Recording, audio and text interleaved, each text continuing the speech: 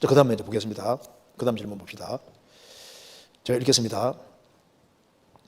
히브리서 6장 1절 3절에서 교훈의 틀을 다시 닦지 말고의 의미가 궁금합니다. 그 다음 질문은 히브리서 6장 4절 6절 이 말씀의 대상이 누구인지요 하는 질문입니다. 잠깐 찾아보시겠습니다. 히브리서 6장 1절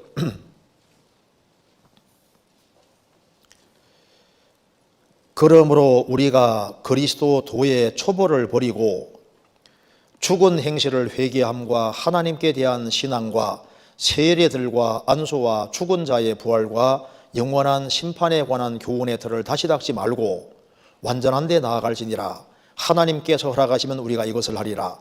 한 번 비침을 놓고 하늘의 연사를 맛보고 성령에 참여한 바 되고 하나님의 선한 말씀과 내세의 능력을 맛보고 타락한 자들은 다시 새롭게 하여 회개할 수 없나니 이는 자기가 하나님의 아들을 다시 십자가에 못 박아 현재 욕을 보임이라. 땅이 구유에 자주 내리는 비를 흡수하여 밭가는 자들의 쓰기에 합당한 채소를 내면 하나님께 복을 받고 만일 가시와 엉겅퀴를 내면 버림을 당하고 저주함에 가까워 그 마지막은 불사람이 되리라.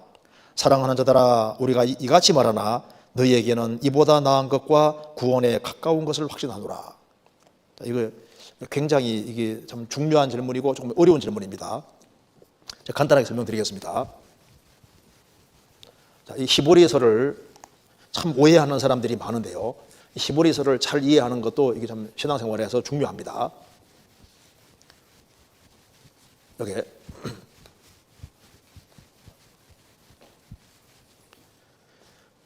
자, 여기 히브리서를 받는 사람이 이제 먼저 보십니다. 이제 히브리서는 이스라엘 사람에게 보낸 편지입니다. 히브리인들에게 보낸 편지인데, 자, 이걸 이해하기 위해서 지금 히브리서를 받는 사람이 이렇게 되어 있습니다. 대상이 여기에 히브리인 중에 이제 이미 이제 확실하게 구원을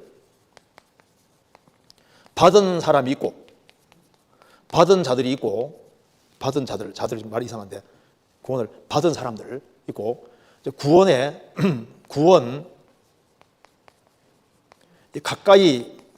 가까이 있는 사람도 있습니다. 사람들이 있는데, 이제 예수님이 이제 죽으시고 부활하시고 난 이후이기 때문에 사도 전도에서 많은 사람들이 이제 교회 안에 들어온 거예요. 들어왔는데, 이제 이 교회에 굉장한, 유대계에 의해서 굉장한 핍박이 왔습니다. 핍박이 와서 이제 유대교로 돌아가려는 사람들이 꽤 많이 생긴 거예요. 그래서 이제 구원을 받은 사람도 있고 구원 가까이 있는 사람들도 있는데, 한때는 제대로 믿어보려고 했다가 아주 큰 핍박이 있으니까 다시 유대교로 돌아가려고 하는 사람이 생겼기 때문에 히브리서를 쓰면서 유대교로 돌아가면 안 된다 그 말입니다. 돌아가면 안 되고 이 십자가의 도를 제대로 붙잡아야 될 것을 아주 강조하기 위해서 히브리서 쓴 거예요. 그래서 히브리서를 읽어보면은 이제 이렇게 되어 있습니다. 이제 예수님을 붙잡아야 할 것을 설명하기 위해서 히브리서 1장은 천사와 예수님을 비교하고 있습니다. 천사와 예수님 비교하면서 천사 붙잡지 말고 예수님 붙잡아야 된다. 히브리서 2장은 아담과 예수님 비교하면서 첫사람 아담 아닌 예수님 붙잡아야 된다.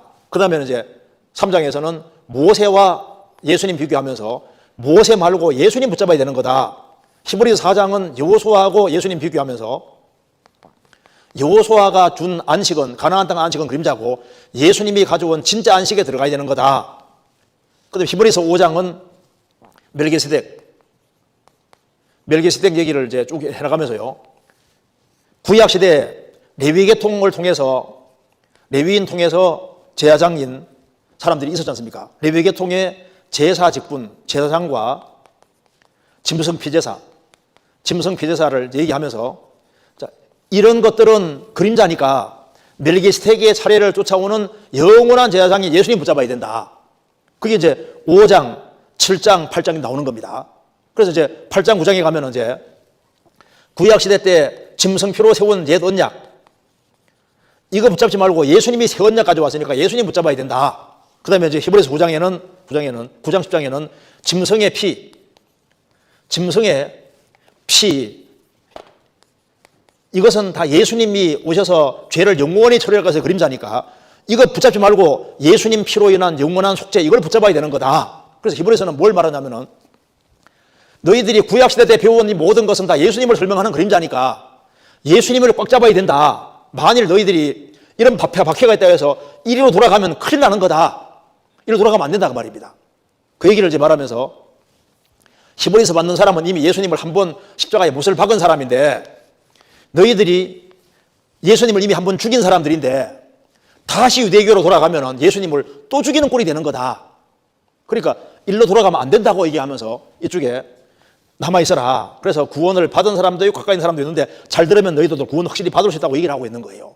그래서 여기 히브리서 6장 1절부터 8절까지 보면은 8절에 얘기하면서 9절에 사랑하는 자들아 우리가 이같이 말하나 이렇게 무섭게 말하지만은 너희에게는 이보다 나은 것과 1절부터 8절보다 나은 것과 구원에 가까운 걸 확신하노라. 너희들은 구원 가까이 와 있으니까 이미 받은 사람도 있고 가까이 있는 사람도 있으니까 잘 들어보라 그 말이에요. 잘 들어보라 그 말입니다. 그러니까 1절부터 8절까지는 구원에 가까운 사람보다 더 멀리 있는 사람에게 하는 말입니다. 경고하는 거거든요. 그러니까 이게 1절부터 8절까지는 구원 받은 사람에게 하는 말이 아니다 그 말입니다.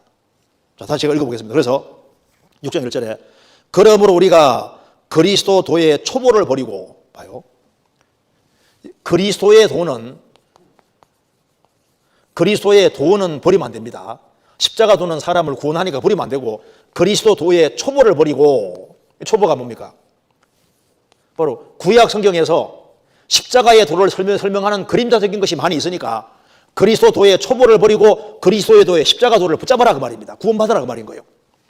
그리고 죽은 행실을 회개함과 하나님께 대한 신앙과 세례들과 안수와 죽은 자의 부활과 영원한 심판에 관한 교훈의 틀을 다시 닦지 말고 교훈의 터가 뭡니까? 구약적인 걸 말하는 겁니다. 그래서 여기 보면은 세례들로 나와 있죠? 문장으로 세례들. 신약시대의 세례는 하나입니다.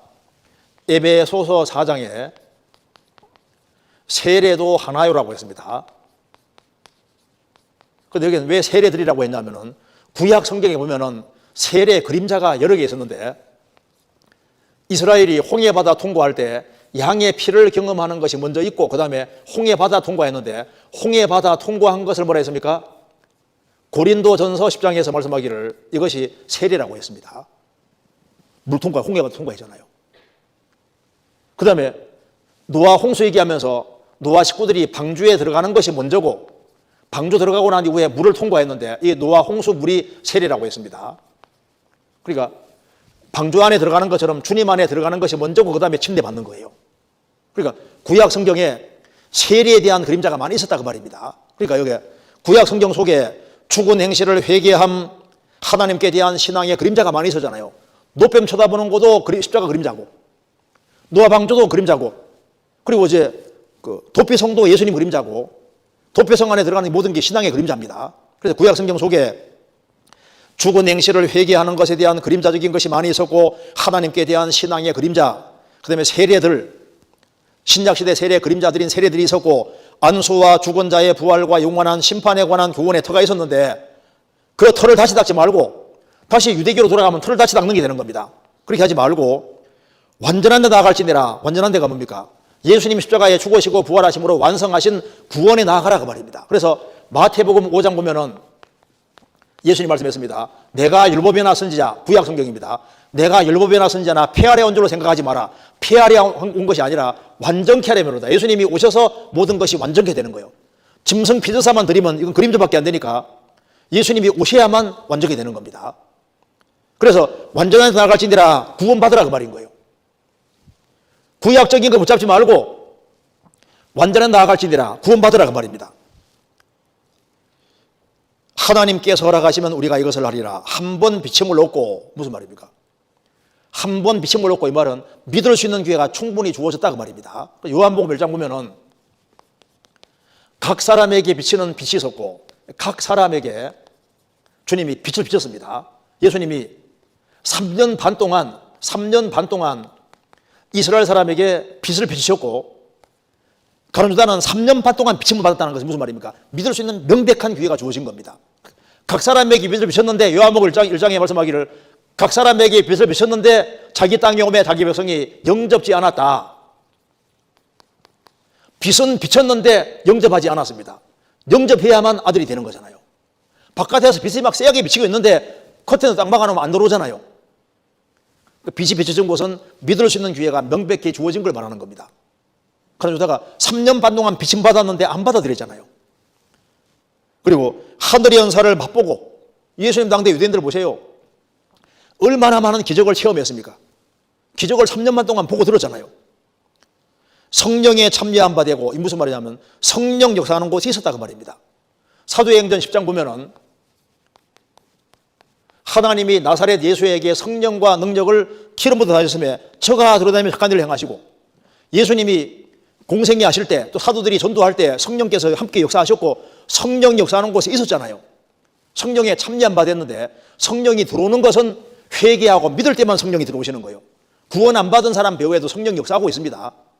우리가 전도 집회할 때도 일주일 동안 참 말씀 전할 때 말씀 복음처럼 가지고 구원 받자는 사람들 구원 받을 때 그 사람들이 열심히 듣는 사람들은요 성령에 참여한 바 된 거예요.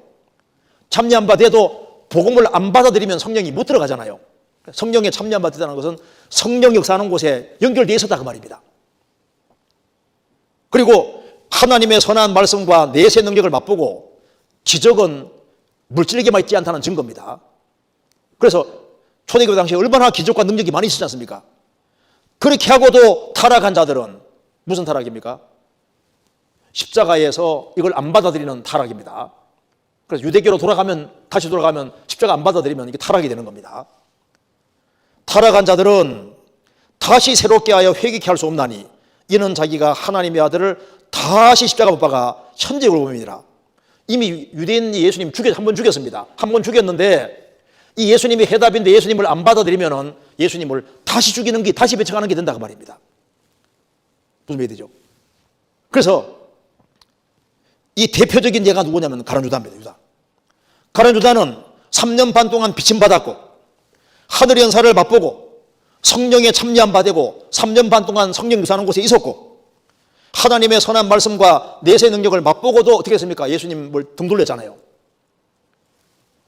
초대교회 당시에도 성령이 아주 강하게 역사하셨음에도 불구하고 끝까지 복음을 듣고도 복음을 안 받아들이는 사람은 예수님을 이미 죽인 유대인들이 예수님을 죽으시고 부활한 이후에 예수님을 안 받아들이면 예수님 또 죽이는 게 되는 거다 그 말입니다. 그래서 땅이 구위에 자주 내리는 비를 흡수하여 박간한 자들의 쓰기에 합당한 채소를 내면 하나님께 복을 받고 만일 가시와 원건키를 내면 버림을 당하고 저주함에 가까워 그 마지막은 불사람이 되리라. 땅은 여기에 사람 마음입니다. 여기 땅이 있는데 땅이 이렇게 있는데 땅이 자주 내리는 비를 흡수하여 비를 흡수합니다. 비가 막 내려요.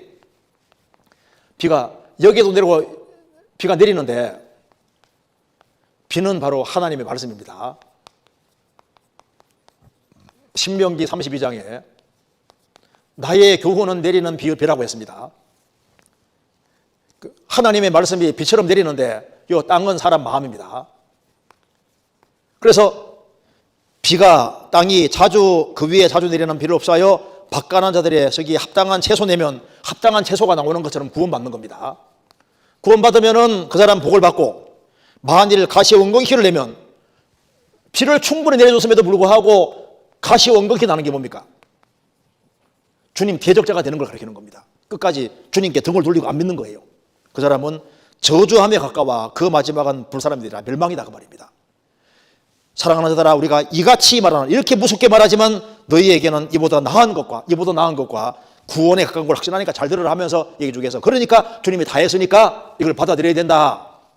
그래서 히브리 10장 넘어가면 이제 이거 받아들인 사람에게 이제 어떻게 살아라 이렇게 나오잖아요. 이해되시죠? 그러니까 여기에 질문 내용 속에 이제 교훈의 틀을 다시 닦지 말고 그 말은 이제 구약에서 그림자를 많이 보였으니까 다시 구약으로 돌아가지 말고 이제 그리스도 도를 받아들이고 구원을 확실히 받으라 그 말입니다. 그리고 이 4절 6절까지 대상은 누구냐면은 아직 구원을 안 받았고 그리고 이제 믿을 수 있는 기회가 충분히 주어졌음에도 불구하고 이제 안 믿으려는 사람이지 않습니까? 마음을 팽파하게 하고 안 믿으려는 사람에게 너희들이 예수님 배척하면은 고의적으로 배척하면 너희들은 멸망밖에 남은 것이 없다고 지금 경고하기 위해서 쓰고 있는 겁니다. 이거 이해되시죠? 네, 그렇게 이해하면 되겠습니다.